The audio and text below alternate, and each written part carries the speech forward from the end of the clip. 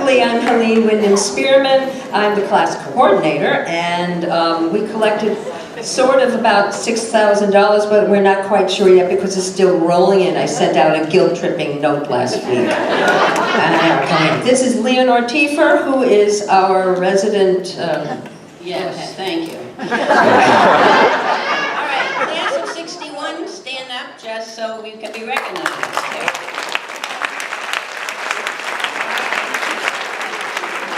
Small but sturdy. This is our 55th reunion. We're happy to be here in the room where it happened, except it's not the room where it happened for us. Downtown was the room where it happened for us. So 61, just cast your mind back here. So cultural touchstones, the inauguration of JFK, the Supremes got jobs, Eichmann was on trial, Freedom Riders, just to give you a sense of what was going on. We were Cold War kids. We were kind of immersed in an atmosphere, the fear of communism and a constant sense of nuclear obliteration. We're back in the same atmosphere. We feel right at home here. The nuclear testing every 2 weeks, jihads against the West. So, you know, the more things change, the more they stay the same. But it is important, though, to mention feminism, and it's my honor to stand in the same space as Florence Howe, a great feminist foremother. So about 10 years after we graduated, the feminist movement, the women's liberation movement, really blew up. You know, the JFK started the President's Commission on the Status of Women, and this completely changed our lives. We think of ourselves really as a transitional generation, raised in one set of values and living in a completely other set of values, but you all know that. Which brings me to Muhammad Ali. So we need to mention the loss today of a great hero, really, somebody who inspired us. He was of the class of 1958. I did look this up, in Kentucky, so that's pretty close.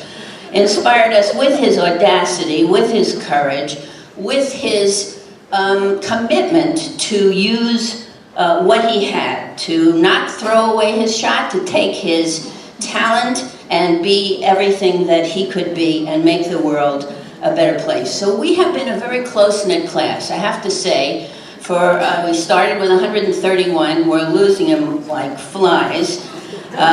Like our anthropologist, I'm a psychologist, and I have conducted surveys every 5 years. I have the data on everybody in my class, favorite books, number of abortions, questions like that.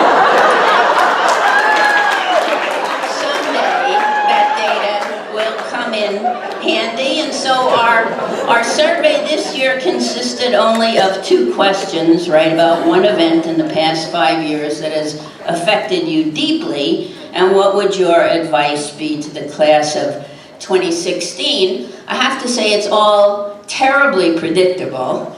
It's all terribly homogeneous.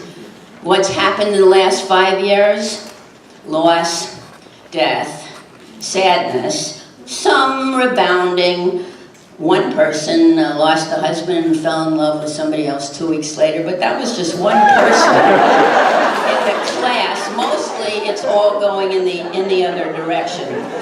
So, you know, we also celebrate the years that we were here. We got a hell of an education. We got a great head start. We got a lot of self-confidence. But we didn't really have a sense of identity. The whole idea of intersectionality, which I think is so crucial, the whole idea of class, this was really not part of our education. And it's been a struggle to figure out our place in the world, but we will continue to struggle on and come to these reunions and conduct our surveys and not throw away our shot.